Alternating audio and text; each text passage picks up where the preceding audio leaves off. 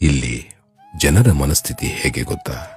ನೀವು ಅವರಿಗೆ ಏನನ್ನಾದರೂ ಕೊಡ್ತಿದ್ರೆ ಮಾತ್ರ ನೀವು ಅವರ ಪ್ರೀತಿ ಪಾತ್ರರು.